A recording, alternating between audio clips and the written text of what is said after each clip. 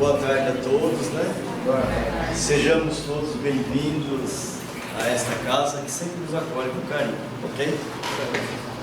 Hoje nós vamos ter o privilégio e a oportunidade de ter uma palestra com o nosso companheiro Edson, cujo título é Nos Bastidores de uma Reunião Espírita.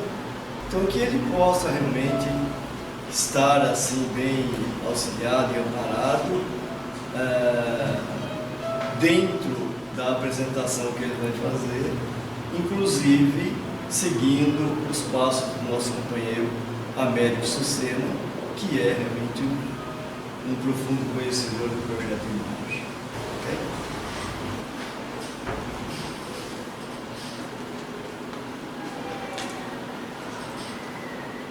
Bem diferente hoje. Boa tarde a todos. Bem, o projeto Imagem é um projeto criado pelo Américo Sucena, nosso companheiro que já esteve aqui na casa diversas vezes, apresentando palestras ou apresentando o próprio trabalho do projeto Imagem. Esse ano ele veio e nos trouxe uma parte dos livros, uma das partes do projeto Imagem, que é o livro No Mundo Maior. É uma palestra fascinante para nós, em função das ilustrações que ele nos traz. Bem, o projeto Imagem, digamos assim, a espiritualidade pensou, nós precisamos dar uma mãozinha para os espíritas. Como é que nós vamos fazer isso? Vamos desenhar para eles entenderem melhor o que acontece. Então eu gostaria que ficasse bastante claro que as imagens que nós vamos ver não são imagens psicografadas ou não são psicopictografias, olha que nome bonito, não são psicopictografias, não foi um médium que desenhou, o médium recebeu a psicografia, escreveu o livro, este livro, Na Seara do Bem, contando como são os bastidores de uma casa espírita. Então é um livro fascinante. E esse trabalho nos bastidores da reunião espírita, nos bastidores da casa espírita, tenta nos ilustrar. Então, foi contratada uma equipe, essa equipe pegou o livro em conjunto com a equipe do Américo Sucena e desenhou conforme as informações contidas no livro.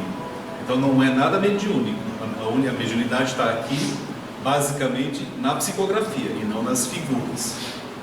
Correto? Então vamos lá. Projeto Imagem.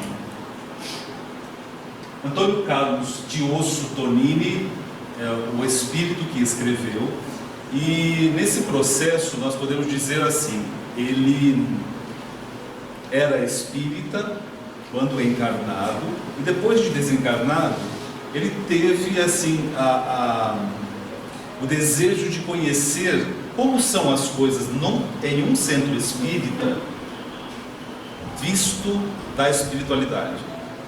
Nós estamos aqui, estamos nos vendo, todos os encarnados, com exceção dos médiuns que podem estar vendo os desencarnados, nós só estamos vendo a coisa física. Estamos vendo aqui as paredes, estamos vendo os objetos físicos, e nenhum de nós, via de regra, se não tiver a vidência, está vendo o que acontece no mundo espiritual. E é esse o objetivo, mostrar o que acontece. Ele solicitou autorização para conhecer e obteve. Na Seara do Bem, esse é a primeira edição do livro. E nós temos então o Luiz Antônio Ferraz, o médium, e a editora é Didier, a primeira edição de 97. Então vocês vão ver que as imagens são assim levemente antigas, de vestimentas um pouco mais antigas, tal, então não se assustem com relação a isso.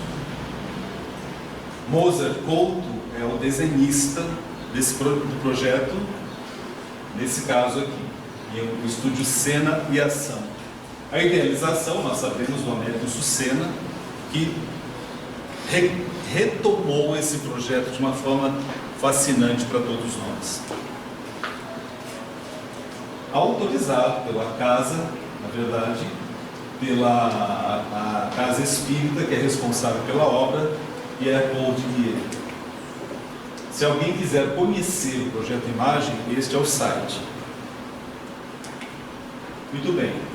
Vamos imaginar que nós vamos ver os bastidores dessa Casa Espírita aqui. Tá? Uma casa que nós não conhecemos, não sabemos qual é, mas vamos imaginar que seja ela. Então nós vemos aqui o Tonini, juntamente com um orientador seu, nesse caso aqui, alguém que conseguiu a autorização para que ele viesse fazer essa visita de reconhecimento. Cândido é esse espírito que está acompanhando o Tonini. Então esse é o centro, é o desenho idealizado do centro que ele vai visitar. Ao chegar então ao centro, o Cândido, apresenta o Tonini para o orientador desencarnado da casa. O orientador desencarnado, nesse caso, é Joel. O Joel recebe as informações, autoriza, recebe muito bem o Tonini na casa, entende qual é o objetivo. Muito certamente ele já tinha o objetivo de escrever e nos descrever como são as coisas. Então ele recebe o Tonini e já designa esse companheiro desencarnado, o Marcos, para acompanhar o Tonini. Vocês percebem que ele não é um bom ator, porque ele olhou para a câmera na hora de bater a foto. Então assim, normalmente isso não acontece. E vocês vão perceber aqui que os desencarnados são mostrados meio translúcidos. Então eles são meio transparentes, para nós entendermos melhor como a coisa funciona. Este é o auditório desse centro espírita. Vocês estão observando um auditório com cadeiras em linha reta, um plano horizontal. Aqui alguns desencarnados e aqui alguém que não é transparente. Se não é transparente, provavelmente é encarnado.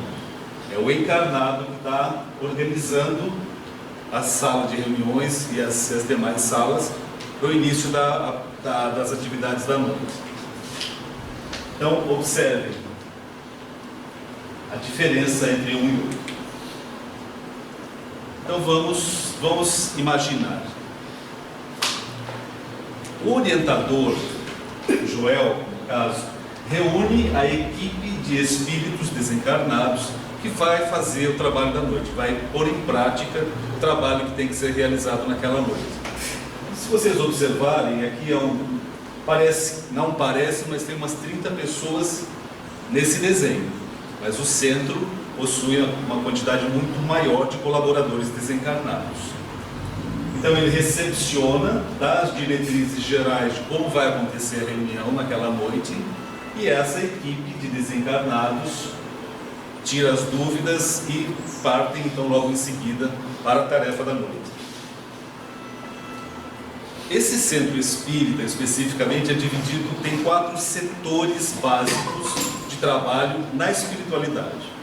Um dos setores que nós vamos ver inicialmente é esse setor de vigilância. O setor de vigilância, se vocês começarem observando, vão ver aqui poltronas que não estão na horizontal. Assim, eu acredito que muitos espíritas já pensaram, chega no centro, olha as cadeiras assim, deixa eu ver onde eu vou sentar, será que tem um espírito aqui? Será que eu vou sentar em cima de um espírito desencarnado? Será que algum espírito desencarnado vai sentar em cima de mim? Então, é uma preocupação que passa pela mente de muitas pessoas. Onde ficam os desencarnados? Então, se nós observarmos essa nova fileira de cadeiras não é física. Ela é uma projeção da sala principal desse centro.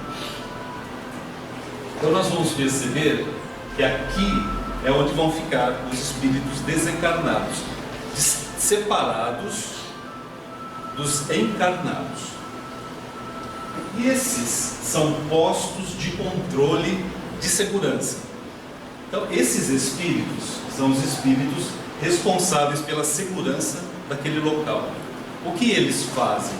Eles ficam atentos para o caso de algum espírito mal intencionado conseguir, isso é muito raro, mas pode acontecer, de ter acesso à sala de reuniões. Então, essa vigilância é uma vigilância armada.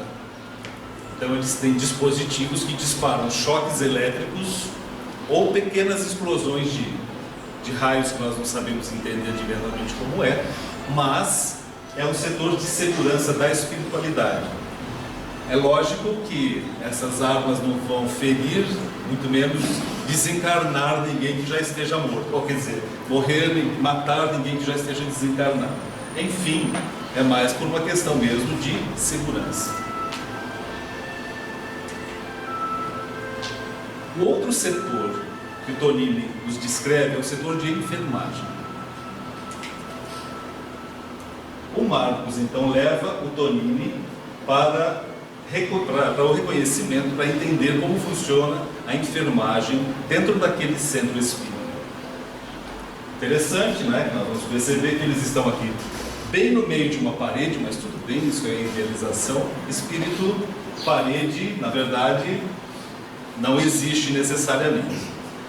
Essa equipe é comandada por um médico espiritual, Dr. Cornélios, e possui uma equipe de assessores que são enfermeiros, são técnicos, são assistentes, e muitos deles foram médicos na Terra, mas o conhecimento médico da Terra não é necessariamente o mesmo conhecimento médico da espiritualidade.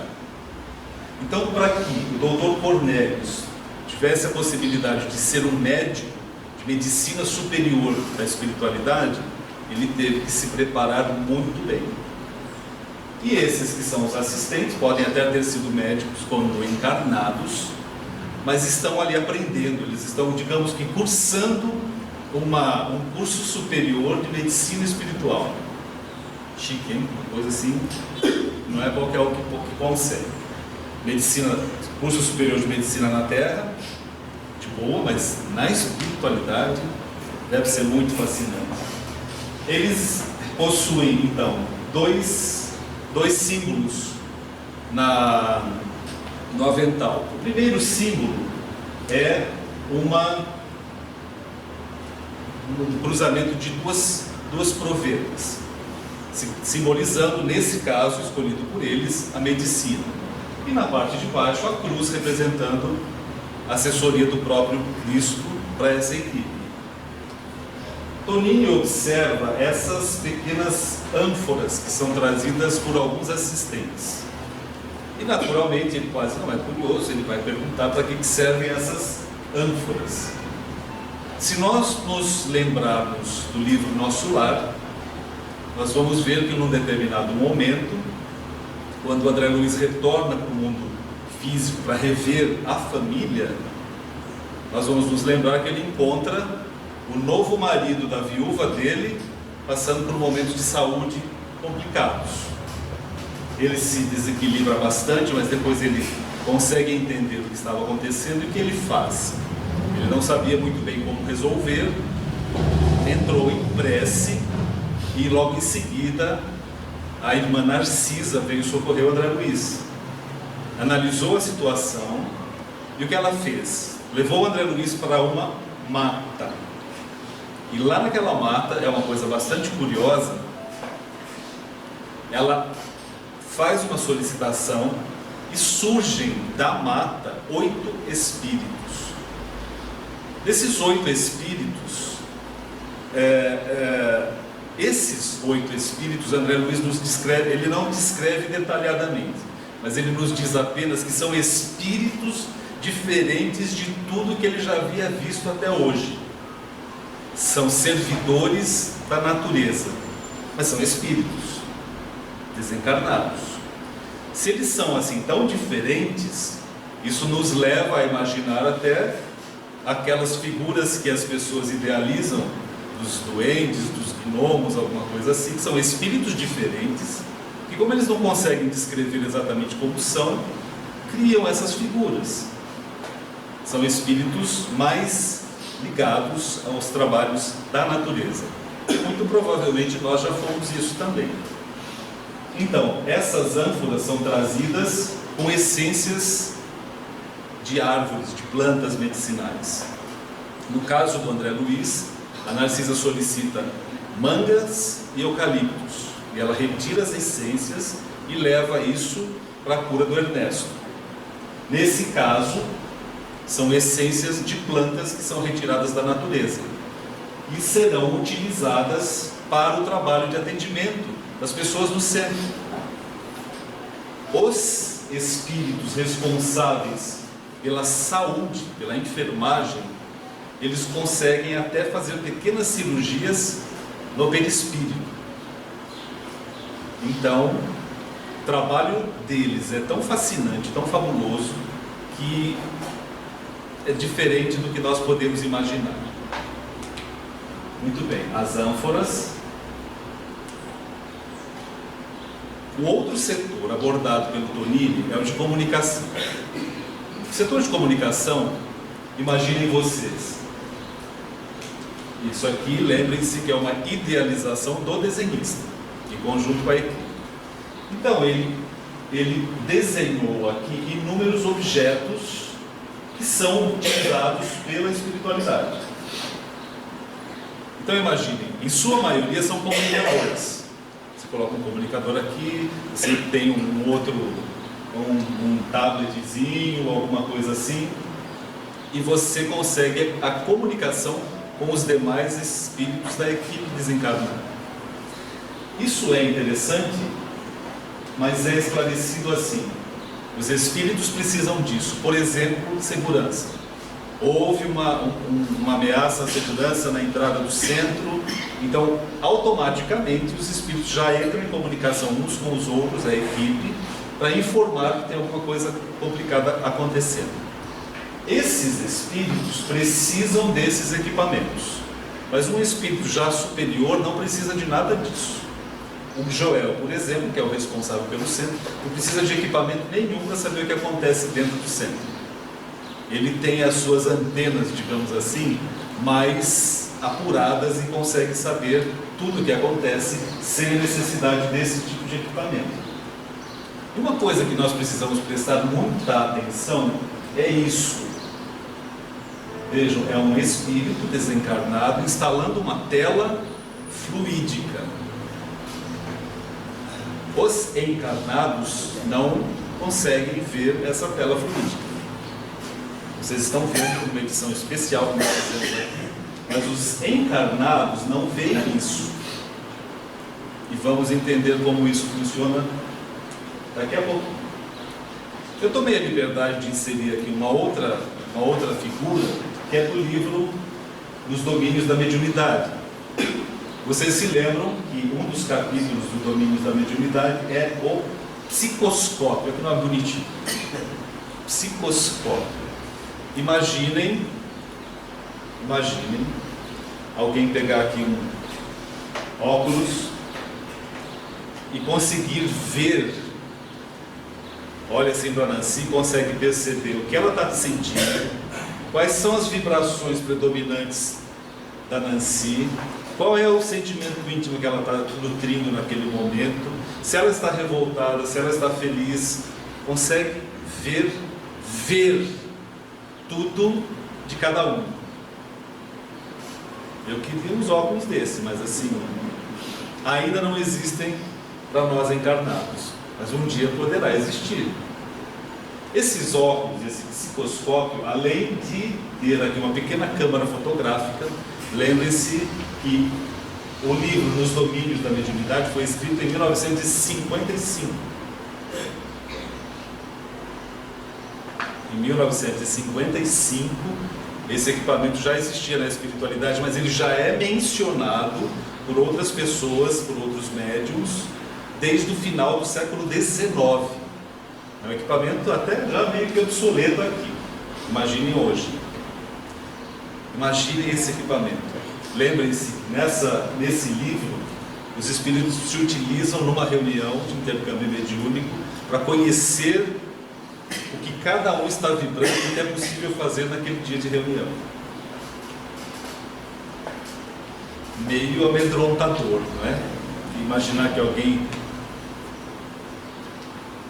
que os desencarnados nos observam e veem o que nós estamos pensando, o que nós estamos sentindo, quais são as nossas intenções em todo instante, é meio complicado. Agora, se nós fôssemos desencarnados, todos saberiam, sem exceção. Vamos voltar para o Seara do Tempo. Tonini, então, entende que o trabalho a ser desenvolvido é grande dentro daquela casa. Ele nem começou a ver tudo ainda. Mas o Marcos, então, se dispõe a fazer alguns esclarecimentos. Tonini pergunta: isso que você está me dizendo, o setor de enfermagem, setor de segurança, comunicação, todos os centros têm isso? E o Marcos responde: bem, basicamente a grande maioria dos centros, sim, mas isso depende do que é feito em cada centro, porque cada centro não tem necessariamente as mesmas atividades que todos os demais centros, existem as suas particularidades. Então, as equipes existem de acordo com a necessidade de cada centro. Então, existem outros centros que têm outras tarefas diferentes que não são descritas aqui. Isso nos remete a uma outra coisa. O trabalho da espiritualidade aqui dentro é imenso e nós não temos a menor noção disso. Mas isso acontece também nas reuniões de outras religiões. Se nós formos dar uma lida rápida no livro Libertação, do André Luiz, nós vamos ver que ele descreve o trabalho dos espíritos dentro de uma missa. E os espíritos superiores estão lá, fluidificando a hóstia, fluidificando o ambiente. Cada um que vai receber uma hóstia pode ou não receber os fluidos junto com ela. Depende da natureza de cada um. Tem pessoas que a hora que coloca a hóstia, aquela hóstia escurece na hora, que é exatamente a vibração de cada um. E tem outros que ela é absorvida como uma fonte de luz. E os espíritos estão ali fazendo o trabalho de amparo, de fluidificação, de preparação ambiental em todas as religiões, não é só no centro espírita. E isso é interessante que nós tenhamos em mente. Então nós estamos vendo aqui de novo o encarnado. Aqui não acontece isso, as pessoas não ficam ali na porta. Nós já abrimos a porta bem mais cedo para que todos entrem rapidamente. Acesso à casa. Às vezes nós ficamos pensando, qualquer espírito entra na associação, desencarnado?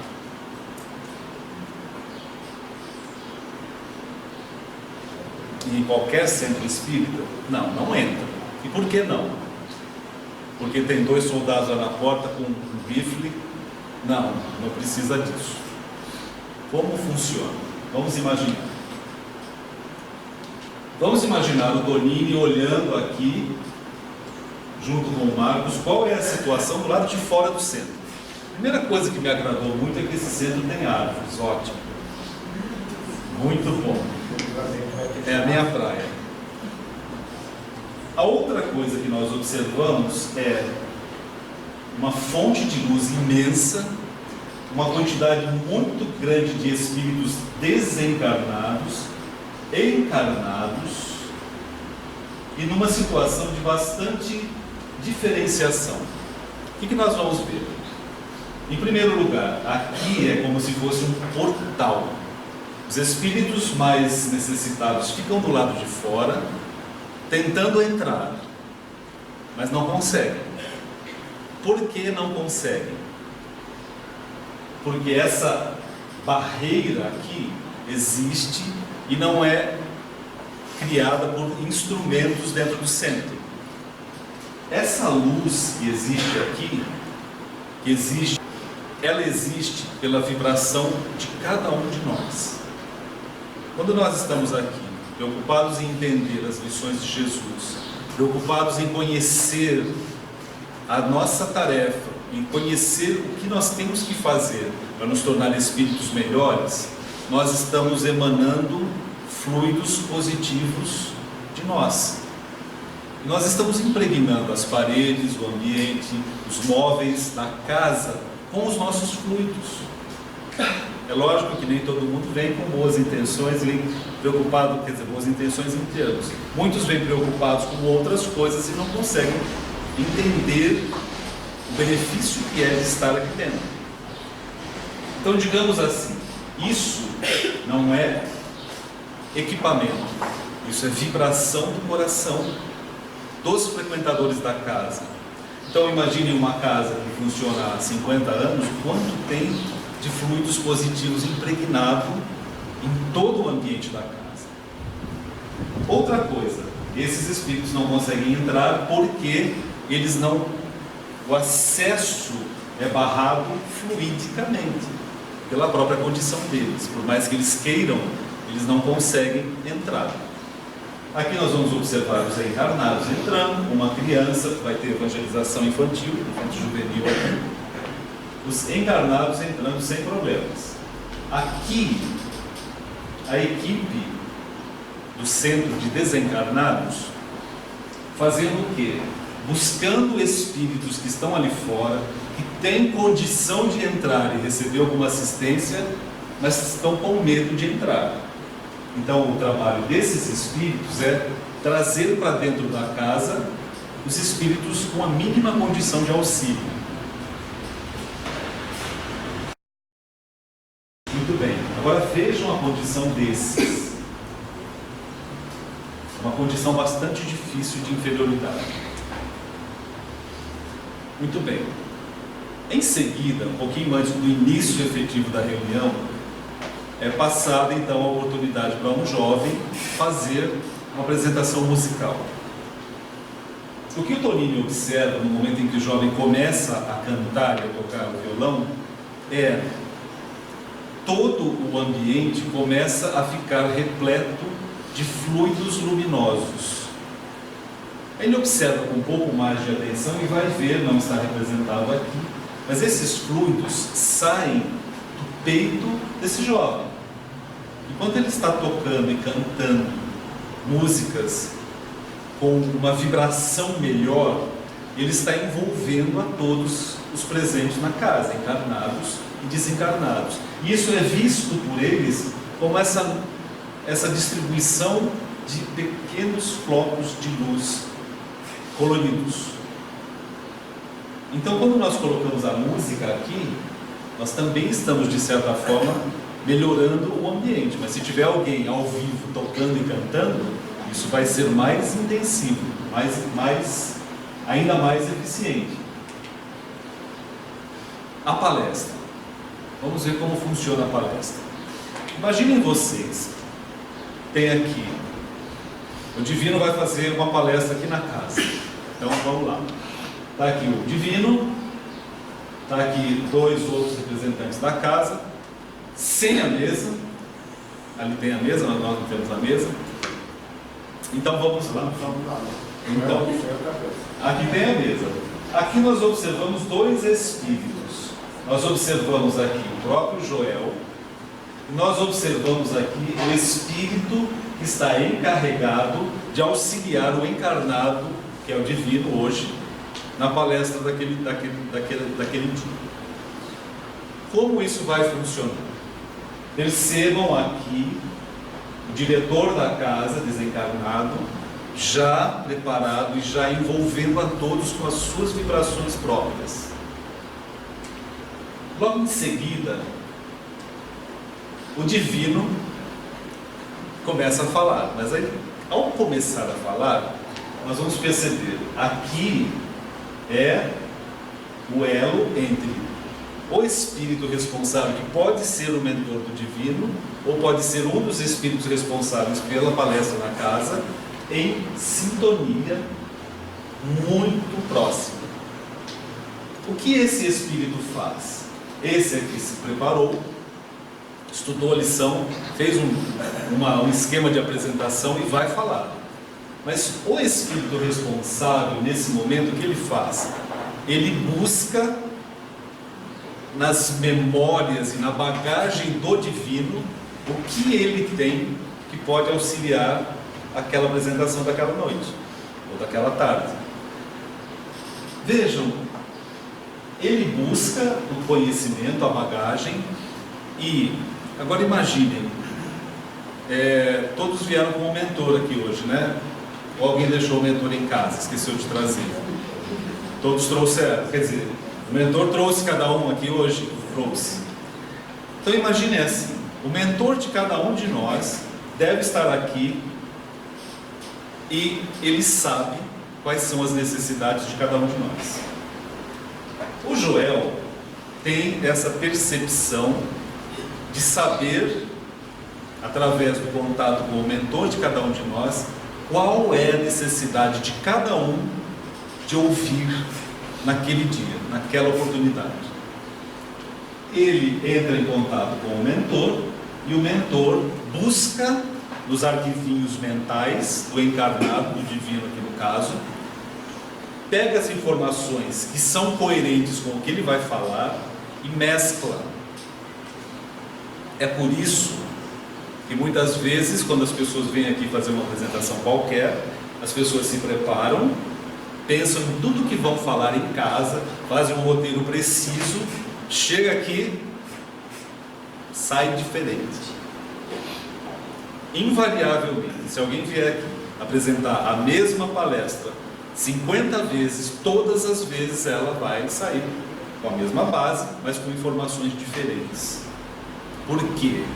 Isso nos diz o quanto de responsabilidade o orador tem que ter para estudar, para entender quais são as verdades das leis divinas, para poder ser um bom instrumento da espiritualidade. Então não é simplesmente a lição dessa noite é essa, dá uma lida rápida, pode deixar que eu vou lá e falo. Não é assim que funciona. A preparação do orador é fundamental, porque ele pode ser um bom instrumento ou um instrumento medíocre, ou um instrumento ruim para a espiritualidade. O que vai dizer se o orador é bom ou não para a espiritualidade é a bagagem e os sentimentos de cada orador. E isso é muito importante. Muito bem. À medida em que o orador começou a fazer a sua explanação da noite, sabendo já os espíritos todos da necessidade do grupo, ele vai abordar a questão da paciência, a questão da tolerância, a questão do amor ao próximo e assim por diante. Nesse momento, essa moça, vejam, não é transparente, portanto é encarnada, lembra de um fato que aconteceu no dia anterior, em que a mãe tentou dar alguns conselhos, ela ficou extremamente irritada, falou um monte de besteira para a mãe, saiu, bateu a porta e foi embora. Pela lição que o orador estava passando naquela noite, a oportunidade dessa moça de refletir sobre as suas atitudes começou a ficar muito forte. Então ela entendeu que o que ela havia feito não tinha sido uma coisa muito boa. Então ela já imediatamente entendeu o que precisava quando voltasse para casa, no mínimo pedir desculpas para a mãe. As oportunidades que nós temos nas palestras espíritas são valiosíssimas. Não só nas palestras, como nas reuniões de estudo. Isso é muito importante para nós. Logo em seguida, eles passam a analisar mais claramente algumas pessoas encarnadas.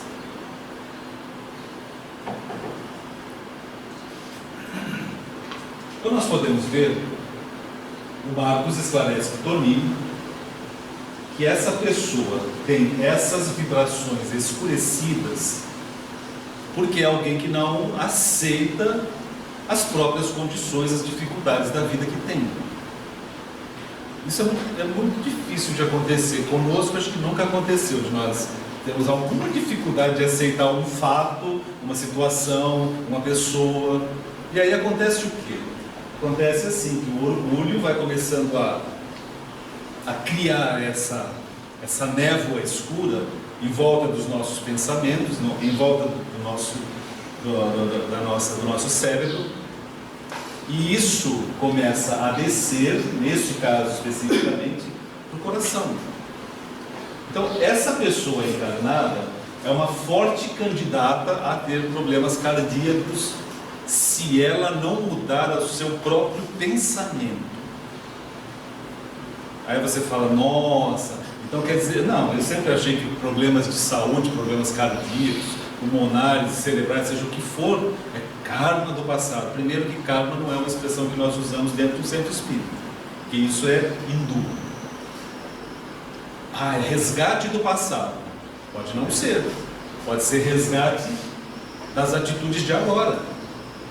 Nós podemos causar malefícios no nosso organismo pelo que nós pensamos, pelo que nós sentimos, pelo que nós fazemos hoje. Causa e efeito simples. Não tem muito mistério. Então, ela não aceita as condições da vida dela, cria essas vibrações ruins, e isso vai causar danos ao corpo físico. É evidente que, enquanto a palestra acontece, os espíritos encarregados da enfermagem já estão agindo, já estão atendendo aos encarnados.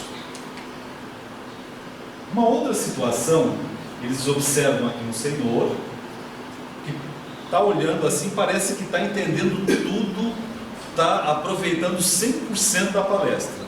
Na verdade, ele está com o pensamento longe, está pensando no trabalho.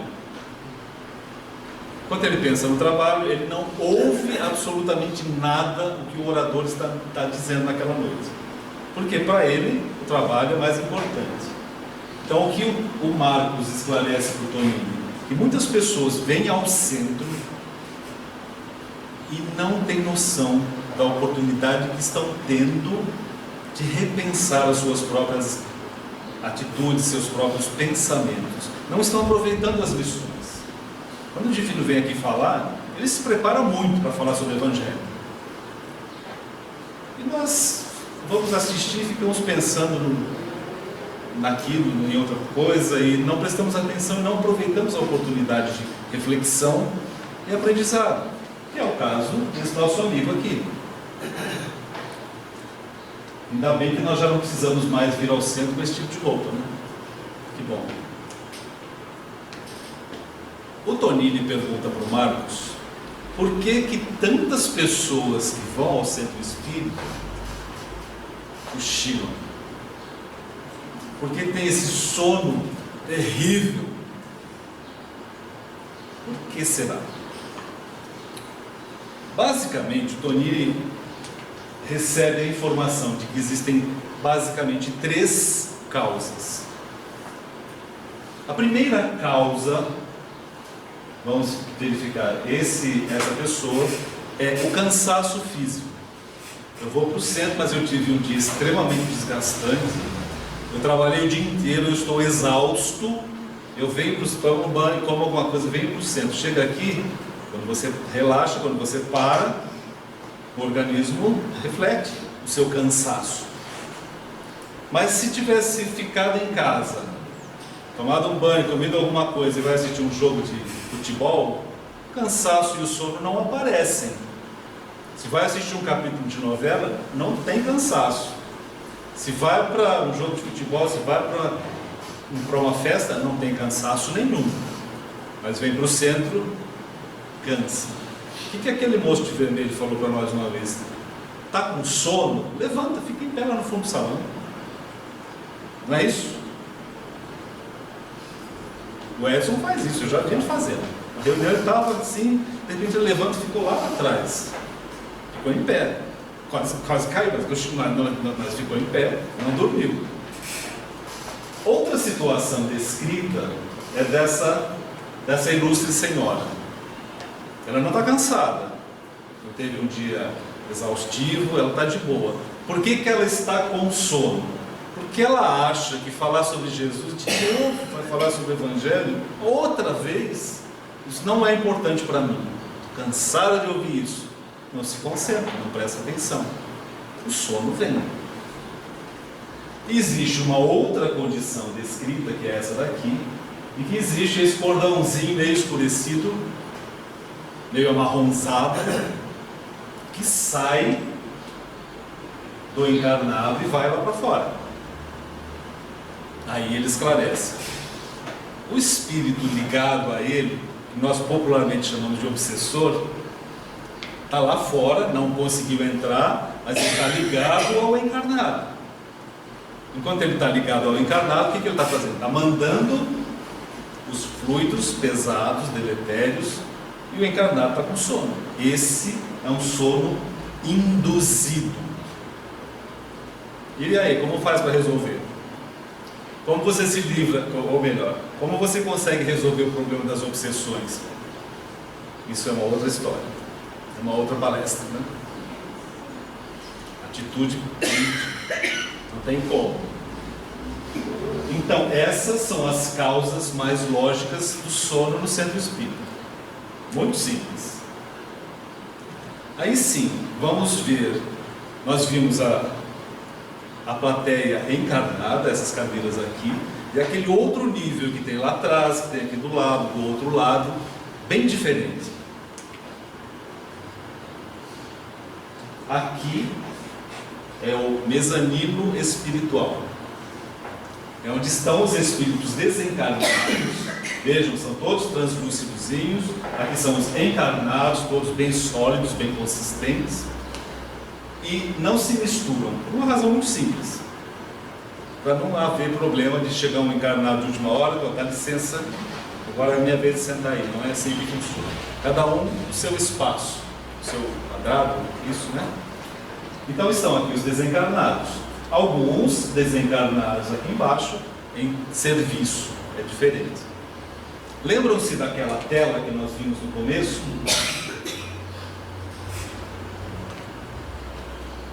Imaginem que junto dessa tela que nós estamos vendo aqui, pode ter uma outra tela ou uma outra posição que só os desencarnados observam.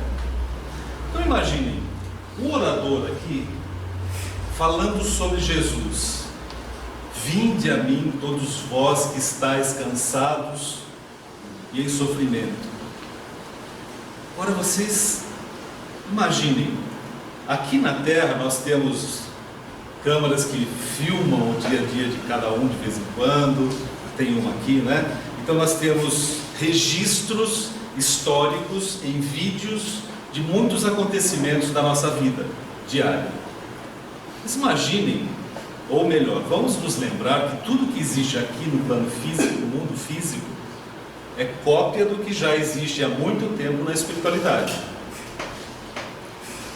Será mesmo que eles não têm registro de tudo o que aconteceu na história do nosso planeta, na história da vida de cada um de nós? Imaginem que na espiritualidade existem os registros em cenas vivas da passagem de Jesus na Terra. Agora vamos lá. Essa tela está ligada diretamente com o Wi-Fi espiritual. Enquanto o orador, junto com esse orientador, está falando sobre Jesus, esse Wi-Fi entra em contato com a web divina, busca as cenas relativas ao que ele está falando e apresenta para os desencarnados as imagens vivas de Jesus. Vocês já imaginaram o que pode ser isso? Então ele está falando sobre o Evangelho, sobre as lições do Mestre, e todos os desencarnados estão vendo as cenas. Isso é uma coisa indescritível, uma coisa maravilhosa. Se nós pudéssemos ver essas cenas do passado, o quanto isso seria diferente para a nossa vida. E isso acontece na espiritualidade. Fascinante. Isso é muito fascinante. Em seguida, os espíritos Tonini e Marcos vão observar uma aula de evangelização infanto-juvenil. Enquanto a palestra acontece, uma equipe está ocupada com as crianças. Então eles observam aqui diversas salas, com crianças de idades diferentes, e eles observam também alguns espíritos acompanhando. E perguntam, mas o que estão fazendo aqui essas senhoras? Estão acompanhando a aula de evangelização infantil do mundo espiritual? Aí o Marcos esclarece. São mulheres, mães, que falharam na sua tarefa nas últimas encarnações, estão agora aproveitando a oportunidade de aprender na evangelização do centro como ser mães melhores. Então nós imaginamos a evangelização, as crianças estão lá embaixo, com as professoras e só. Não é só isso. Ele não mencionou nada sobre os pais que não fizeram um bom trabalho. Mas tudo bem, vamos só nos ater a isso nesse momento. Oi? Só a mãe que é ruim, pai não. É que ele só abordou isso, e se estendeu muito. Aqui nós não temos o livro de preces mais, mas seria interessante que nós voltássemos a ter, e vamos entender por quê. No momento em que um assistente pega esse equipamentozinho, um tabletzinho bacana, um tablet, passa em cima do livro de preces, aberto, e de repente um nome se destaca daquele livro. Antônio R.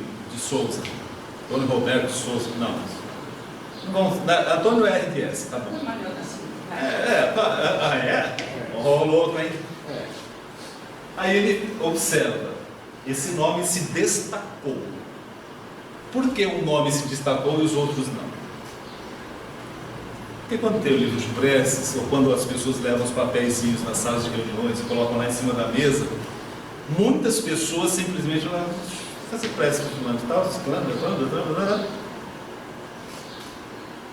porque quer, porque está precisando, não é só por segurança, só para um reforço, né, nas vibrações da pessoa.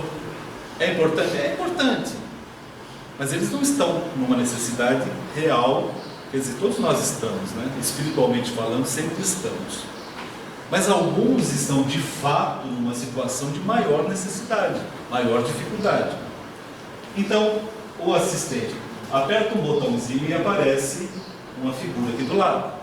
Quando aparece a figura, eles percebem, quem colocou o nome no livro de prece está aqui na reunião.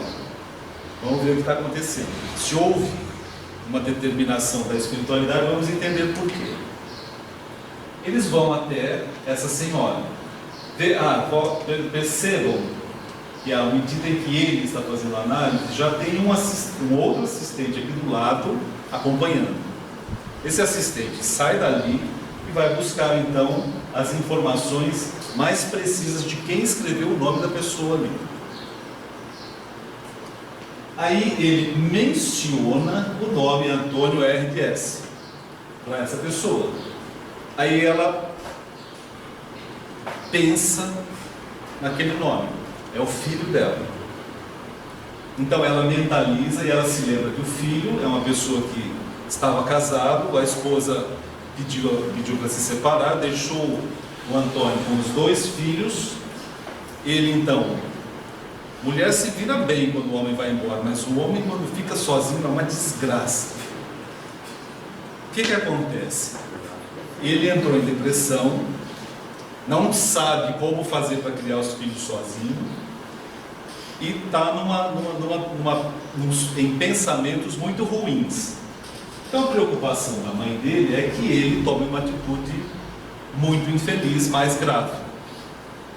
Então o que acontece? O espírito, o assistente aqui, já junta mais alguns desencarnados da equipe e vai imediatamente fazer o socorro na casa do Antônio. Aí continua o processo, outros nomes são destacados, outras equipes são enviadas para o socorro devido. Então nós muitas vezes colocamos o nome ali, mas nem estamos preocupados se aquilo efetivamente vai ter um resultado ou não. Mas pode ter, se de fato for necessário.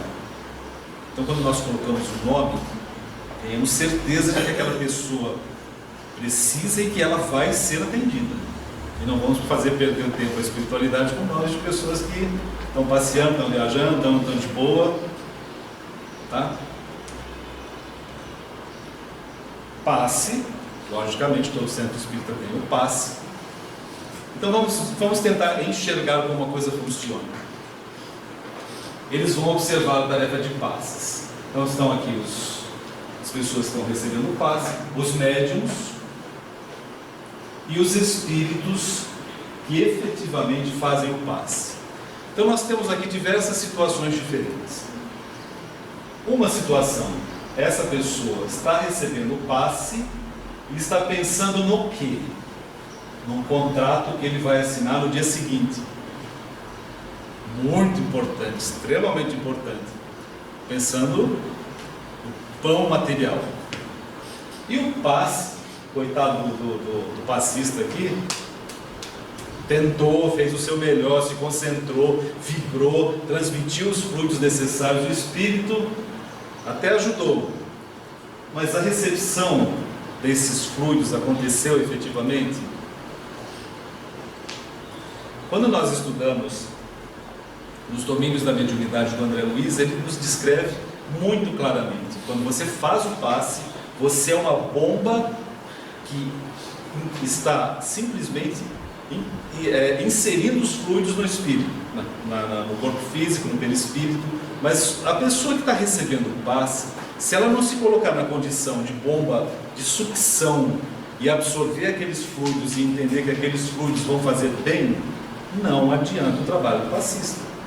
Agora imagine quantas pessoas entram ali naquela câmara de passe e ficam pensando: nossa, está demorando a reunião hoje, nossa, esse assunto de novo, não se concentra. E o passista, por mais que ele esteja bem intencionado, vai fazer o mínimo necessário.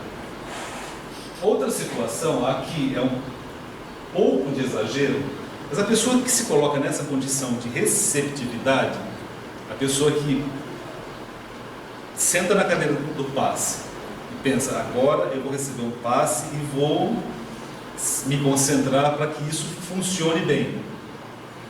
A pessoa, na verdade, ela faz, aqui está um pouco exagerado para que nós possamos compreender, quando nós tomamos o passe e nos tornamos acessíveis, nós fazemos uma pequena dilatação do perispírito. O perispírito digamos que ele se expande um pouco para fora do corpo físico. E é este o momento em que nós conseguimos a absorção dos fluidos muito mais efetivamente. Então, é uma pessoa que está receptiva ao passe e a tarefa de passe vai funcionar muito bem. Muito bem. Então percebam, o espírito desencarnado recebendo diretamente do alto os fluidos, retransmitindo para o encarnado, que pega esse conjunto de fluidos e aplica na pessoa que está recebendo o passe. Esse é o procedimento. Agora já não acontece tanto, mas vocês se lembram que até um tempo atrás as pessoas vinham no centro, traziam uma garrafinha de água e tiravam a tampinha para fluidificar? Então, se nós prestarmos atenção, veja, tudo garrafinha antiga, tudo de vidro com uma rolha, algumas tampadas e outras destampadas. Tampada, destampada. Aí, como a coisa funciona? O doutor Cornélios, junto com a equipe desencarnada, o doutor Cornélios se concentra, a equipe se concentra, ele faz uma prece e ele recebe os fluidos que são retransmitidos para a equipe. A equipe pega esses fluidos e fluidifica a água. Mas e a tampa? Precisa tirar ou não precisa tirar? Então, nós imaginarmos que os espíritos vão se preocupar, deixa eu ver, aqui está a garrafa, deixa eu ver onde é que eu vou inserir os fluidos, tem que ser pela borda, pela boca da garrafa. besteira. Coitados dos espíritos se eles tivessem que fazer isso. Se o espírito atravessa a parede, se os fluidos saem do peito de cada um e vai para onde nós quisermos, não vai atravessar um vidrinho da garrafa, ou um plástico hoje em dia, ou um PET, seja lá o que for, não há necessidade de remover a tampa, porque os fluidos atravessam a garrafa e fluidificam a água que está lá dentro. Então, eles percebem, é feita uma fluidificação de uma forma geral, mas algumas garrafas têm um nome. Então essas garrafas são pessoas que estão em tratamento e para essas garrafas é feito a inserção de fluidos diferenciados daquelas ânforas que nós vimos lá no começo, os fluidos que cada um precisa para continuar o seu tratamento. E é por isso que muitas vezes nós vamos tomar a aguinha do passe. Que gosto estranho essa água, por que será? Porque os espíritos jogaram alguma coisinha lá dentro que vai te fazer bem.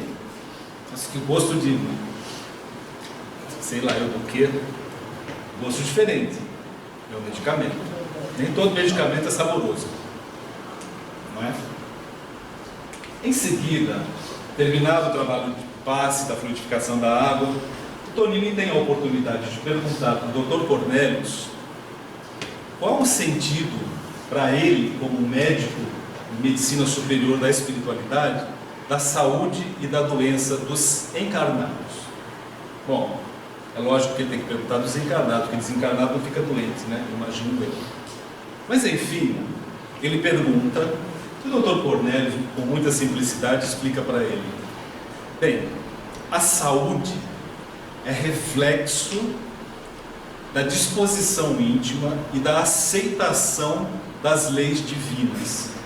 Quando você aceita as leis divinas e pratica as leis divinas, você não pratica o mal, nem para o próximo, nem para você mesmo. Se eu for lá para casa agora e pegar uma garrafinha de vinho e tomar aquela garrafa inteira, eu estou prejudicando meu organismo, porque uma garrafa inteira de uma vez faz mal. Para a grande maioria das pessoas normais, para algumas não. Ou se você prejudica alguém, você está causando um malefício que volta para você. Lei de ação e reação. A saúde, em última análise, é o reflexo do bom comportamento. Ah, mas tem pessoas tão boas que não têm saúde, então calma. Nós entendemos como isso funciona. A questão da saúde, tudo o que acontece de ruim para a nossa saúde é de fato o reflexo das nossas atitudes presentes ou do passado. Então o Cornélios esclarece para ele que existem doentes, mas não existem doenças efetivamente. As doenças são, na verdade, a consequência das nossas atitudes que volta para o corpo físico. Isso fica no perispírito e volta para o corpo físico. A partir do momento em que nós não cometermos mais nenhum erro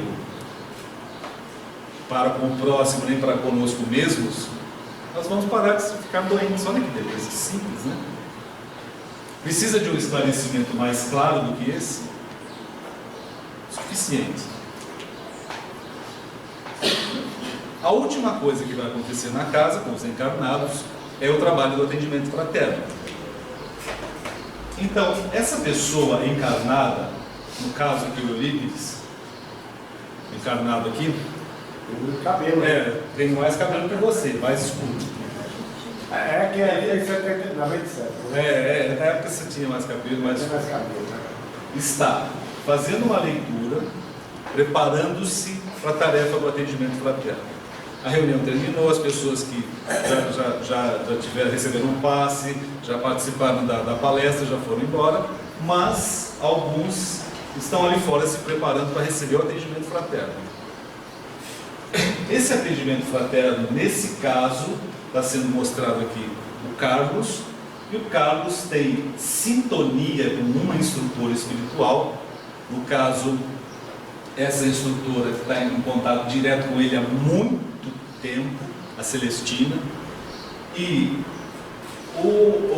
não aparece aqui, mas o Tonini pergunta o que ele tem que fazer para se tornar uma pessoa que faz um bom atendimento fraterno. Aí o Tonini responde: é simples, tem que estudar, conhecer a doutrina, tem que ter bagagem da vivência. E no caso do Carlos, já desde jovem frequenta o centro espírita, desde jovem participa dos trabalhos de ação social fora da casa, dentro da casa, conhece as dificuldades das pessoas, porque ele também tem dificuldades, e ele faz sempre o melhor ao seu alcance para auxiliar o próximo. Então ele pratica o bem e estuda. Só isso é suficiente. Então ele vai fazer um bom trabalho de atendimento fraterno. Muito bem. Então vamos ver. A primeira pessoa, que é uma das pessoas que entram, é um senhor que reclama de problemas físicos. A Celestina faz uma análise do perispírito do encarnado e, enquanto isso, em sintonia com o Carlos, ela já diz: olha, o problema é assim, assim, assado, e ele, em sintonia com ela, percebe o que acontece. Então ele recomenda ao encarnado que continue o tratamento, que ele tem de fato alguns problemas de saúde. Então ele recomenda que ele continue o tratamento físico e comece a fazer um tratamento de passes que vai auxiliar muito. Quando você recomenda um tratamento de passe, você diz que a pessoa tem que vir ao centro, vindo ao centro, vai ouvir falar mais do Evangelho, vai refletir um pouco mais e vai lentamente começar a modificar o seu comportamento. O que causou o problema físico não vem ao caso, mas certamente mudando a disposição íntima, essas coisas acabam por desaparecer. Se não nessa, numa outra encarnação, mas vão desaparecer. Em seguida entra uma outra pessoa, uma moça, a Célia, que vai explicar para o Carlos que o problema dela, não devia ter mostrado, o problema da Célia é um problema assim: ela está com início de processo de depressão, tem mal-estar, tem indisposição, tem muito desânimo, tem desespero em alguns momentos e precisa entender o que fazer para sair desse quadro. A Celestina faz uma análise da situação e percebe que aquela moça, a Célia, tem uma ligação com um espírito que está lá fora, mas ele não pôde entrar porque a segurança da casa não permitiu que ele entrasse. Ela percebe então que a Célia está passando por um problema obsessivo grave. E qual é a solução para esse problema? Então a Celestina faz o seguinte: entra em sintonia com os espíritos responsáveis pela segurança e pedem para deixar entrar o espírito que está ligado à Célia. E o espírito entra. Agora sim, tá? Agora essa cena. O Armando, quando consegue entrar na casa acompanhado pelos seguranças, vai diretamente para a Célia e vai tentar agredi-la. A agressão do espírito não é a mesma agressão nossa, mas ele vai tentar praticar alguma coisa ruim contra a Célia. Então o Armando, ele vem para cima dela, mas a Celestina segura o Armando. Segura como? Segura com as duas mãos? Não, ela segura com a sua moral, com a sua ascendência moral sobre o desencarnado. Aí eles descobrem: o Armando, na última encarnação da Célia, ela e o Armando eram casados, lá no Nordeste, aqui do Brasil. E aí o que aconteceu? A Célia não tinha assim muito sentimento de carinho pelo Armando. Ela simplesmente pegou um dinheirinho dele, ele era um fazendeiro rico, pegou o dinheirinho e fugiu com uma outra pessoa. O Armando entrou em desespero, logo em seguida ficou muito desequilibrado e desencarnou. A Célia futuramente depois desencarnou, no caso ela tinha outro nome, era Rosália, se eu não me engano, e quando ela desencarna, ela reencarna muito rapidamente com medo do obsessor desencarnado, e ela também desencarnada. Mas essa perseguição continua, mesmo ela estando encarnada, lógico. É o que nós conhecemos mais, o desencarnado influenciando o encarnado. Então, a Celestina, com a ascendência moral que ela tem, o que ela faz? Ela simplesmente acalma o Armando e tenta explicar para ele quais são as leis da vida. Ela tenta simplesmente informar a ele as leis de causa e efeito, e automaticamente, à medida que ela vai fazendo isso, o restante da equipe vai fazendo um trabalho de magnetização do espírito desencarnado. Ele começa a se acalmar e logo em seguida entra numa disposição em que consegue ser socorrido. E é socorrido efetivamente. Aí o Marcos, em sintonia, o Carlos, em sintonia com a Celestina, recebe as orientações. Quais são as orientações? Bem, que ela continue o tratamento físico, mas que ela comece a tomar os passes e assumir algum trabalho assistencial dentro da casa. Nós nunca ouvimos nenhum tipo de recomendação como essa. Vá ao centro, estude, tome passe e, quando for possível, trabalhe de alguma forma. Faça o que estiver ao seu alcance, porque isso faz com que nós comecemos a renovar a nossa disposição íntima, comecemos a vibrar melhor, comecemos a progredir mais efetivamente. Não tem recomendação mais clara e mais simples do que essa. Não é só para a Célia, essa é uma recomendação para todos nós. A ascendência do Carlos sobre os encarnados é também uma ascendência moral, porque ele estuda, pratica, entende, também passa pelas mesmas dificuldades de muitos que são atendidos e sabe como ajudar, não como resolver. Nós não resolvemos o problema de ninguém. Dentro do centro espírita, não é o nosso objetivo trazer a saúde física. O nosso objetivo é trazer a saúde espiritual. Quando as pessoas vêm ao centro, estudam, compreendem as leis de Deus, começam a modificar o seu próprio comportamento, as coisas começam a caminhar melhor. Porque nós passamos a errar menos resgates, mais saúde, mais rápido nós vamos conseguir felicidade. Ah, que coisa fácil. Não tem como não entender isso. Não é muito simples. Terminado o trabalho de atendimento fraterno, aí as pessoas dizem, poxa, então terminou, cada um vai para casa, acabou o trabalho. Para os espíritos não acabou coisa nenhuma. Aí tem uma outra fase diferenciada do trabalho.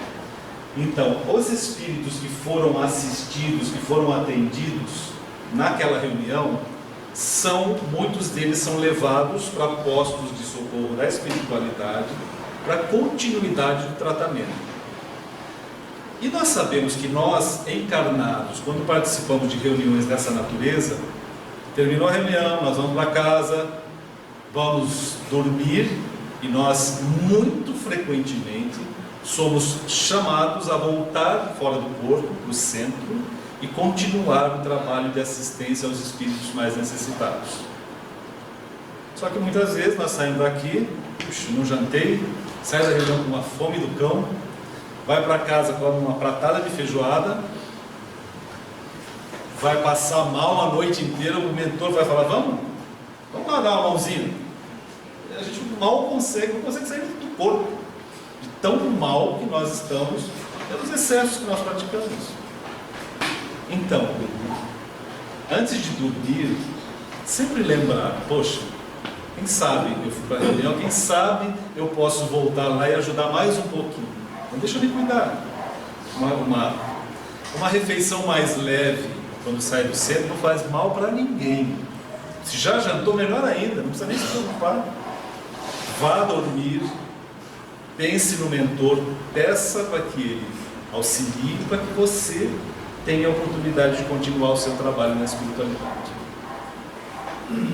Na verdade, todo centro espírita é um pronto-socorro, é um hospital, é uma escola, é um local onde nós temos a oportunidade de ajudar e sermos auxiliados.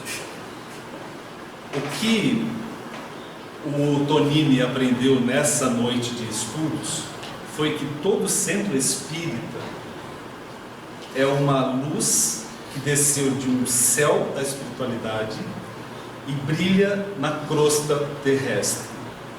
Nós estamos dentro de um centro espírita com uma oportunidade valiosíssima de aprendizado, de realização, de estudo, e vamos nos lembrar que cada lição que nós aprendemos e colocamos em prática nessa vida é uma lição eterna para a nossa vida como espíritos imortais.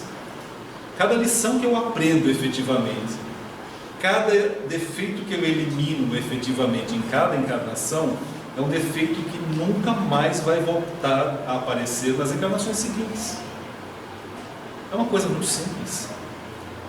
Como nos diz um dos orientadores desse livro, o bem faz bem em primeiro lugar a quem o faz. Quando nós nos preocupamos em auxiliar o próximo, nós estamos nos auxiliando em primeiro lugar e nos esquecemos da valiosa oportunidade de conhecer a doutrina, de fazer parte de um centro espírita na nossa vida como espíritos que nós somos.